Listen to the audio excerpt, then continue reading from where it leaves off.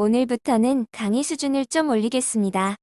여러분들, 혹시 기관이나 외인들은 정보 수집 능력과 그 분석 능력이 개인 투자자들보다 월등하기 때문에 개인 투자자는 그들과 같은 방식으로 주식 투자를 할 수 없다고 생각하신 적 없나요? 아마 많이들 그렇게 생각하셨을 겁니다. 하지만 그건 말이죠. 아주 완벽한 착각이에요.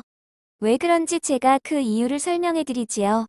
일단 어제 얘기한 내용을 상기시킨 다음에 그 이유를 밝혀드릴게요. 제가 주식 게임에서 개인 기관, 외인의 게임 상대는 대주주라고 했지요. 자, 그럼 이걸 전제로 함 생각해보죠. 어느 종목의 펀트멘탈상의 변화나 그 변화 가능성 또는 갑작스런 호황제가 발생한다면 누가 그 정보를 제일 먼저 알게 될까요? 기관, 아님 외인? 물론 아니죠. 그건 당연히 대주주입니다. 아무리 기관이나 외인들이 훌륭한 인재들을 많이 채용한다 해도 절대로 해당 종목의 대주주보단 그 종목에 대한 정확한 정보를 먼저 취득할 순 없는 겁니다.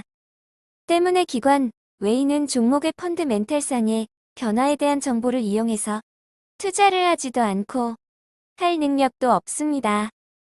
고로 여러분들의 생각은 가정부터 결론까지 완전히 착각투성이란 얘기예요. 물론 제가 만나본 국내 펀드 매니저 중 몇 분은 여러분들처럼 생각하고 있더라고요. 자기는 어느 분야에 대한 고급 정보를 대량으로 신속하게 접할 수 있으며 그걸 가장 정확하게 분석할 수 있다고 자랑하더라고요. 한마디로 심히 걱정되더라고요. 하지만 여러분들은 너무 걱정 안 하셔도 돼요. 이런 말한 분들은 죄다 대형사에서 잘린 후 사설 투자사를 운영하는 분들이었거나 아님 경험이 미천한 대형사 젊은이들 뿐이었으니깐요.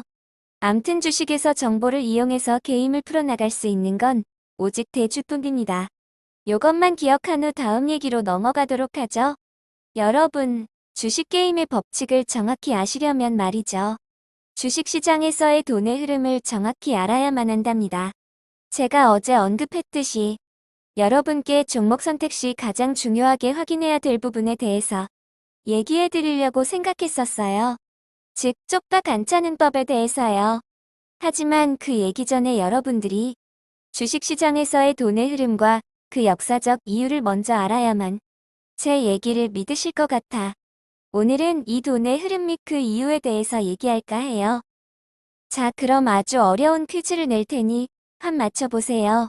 주식 게임에서 누가 돈을 가장 많이 벌까요?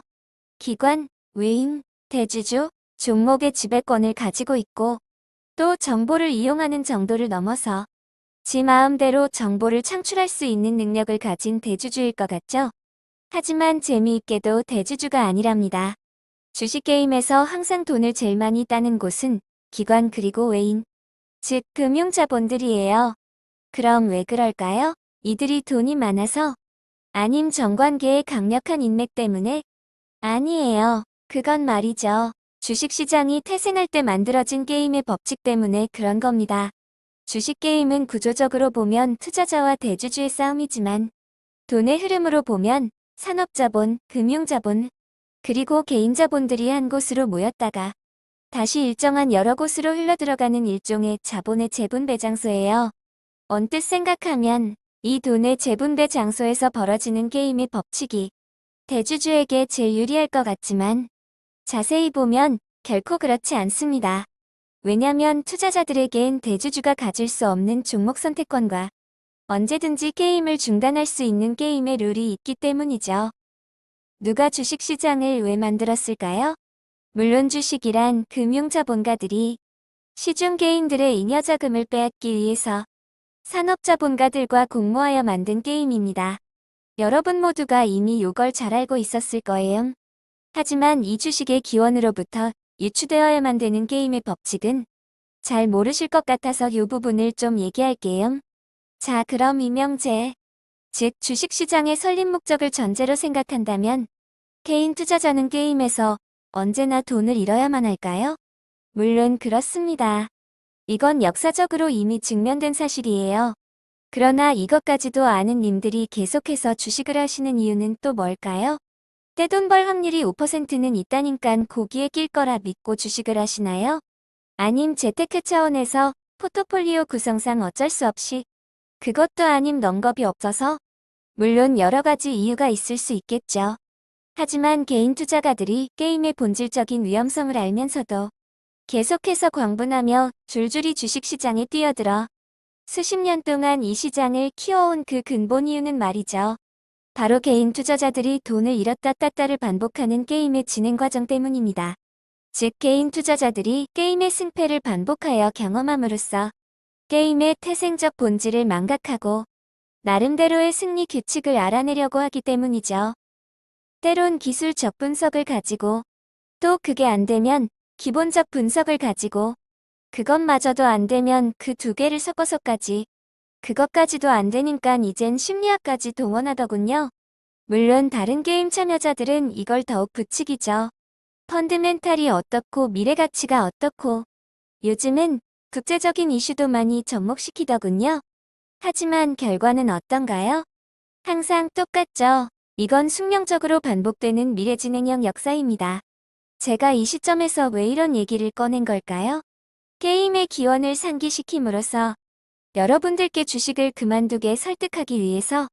물론 아닙니다.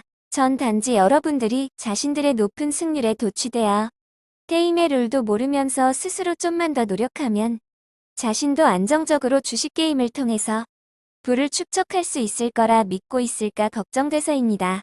자, 그럼 다시 본론으로 들어가겠습니다. 게임의 기원처럼 주식은 과연 개인 투자자에게 언제나 절대적으로 불리할 수밖에 없는 게임일까요? 물론 아닙니다. 주식 게임의 룰은 절대로 개인 투자자들에게만 불리하게 만들어지지 않았습니다. 아니, 도리어 개인 투자자들에게 더 유리하답니다. 그걸 어떻게 아냐고요? 그건 게임의 룰을 만든 장본인인 금융자본가들이 개인 투자자와 같은 룰을 적용받기 때문이죠. 그럼 개인 투자자들이 이 게임에서 수십 년 동안 일군 역사는 뭘 의미하는 걸까요? 그건 바로 주가란 것이 금융자본가들이나 그들의 친구인 대중매체에서 떠드는 것처럼, 아니 여러분들이 생각하시는 것처럼 그 종목의 실체인 해당 기업의 미래의 가치를 반영하는 게 아니란 겁니다. 물론 기술적 분석이나 심리학적으로 예상될 수 있는 것은 더더욱 아니고요. 정리해드리겠습니다. 주가란 것은 말이죠. 어떤 특정한 무언가를 반영하는 게 아닙니다. 고로 그 특정한 무언가를 찾으시려고 하면 여러분들은 반드시 그 게임에서 지고 맙니다. 주식이란 건 말이죠. 단지 게임일 뿐입니다. 고로 주식에선 게임의 룰 외엔 다른 아무것도 그 종목의 주가를 지배할 수 있는 것은 없습니다. 이 부분을 절대로 망각하지 마세요. 권투 선수가 게임과 현실을 구분하지 못하면 싸움꾼이 되듯이 여러분들도 이 부분을 착각하시면 한마디로 뻔한 겁니다. 암튼 지금부턴 여러분들이 알고 계신 주식의 모든 걸 잊으시고 제가 얘기해드리는 게임의 룰만 생각하세요.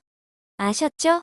저번에 얘기한 쪽박 안 차는 법에 대한 자세한 설명은 다음번에 설명하도록 할게요. 단 그 답은 대주주를 알아야 한다는 겁니다. 이건 게임의 룰 중 제일 기본적인 거고 또 제일 중요한 겁니다. 미리미리 여러분 스스로 예습하신 뒤 다음 강의에 임하도록 하세요. 제가 얘기가 좀 어려운가요? 아마 그러실 거예요. 산전수전 다 겪어보신 분들이야 쉽게 이해하시겠지만 그렇지 않은 분들에겐 좀 뜬구름 잡는 소리처럼 들리겠죠 뭐. 하지만 멍멍이가 짖는다고 붓을 놓을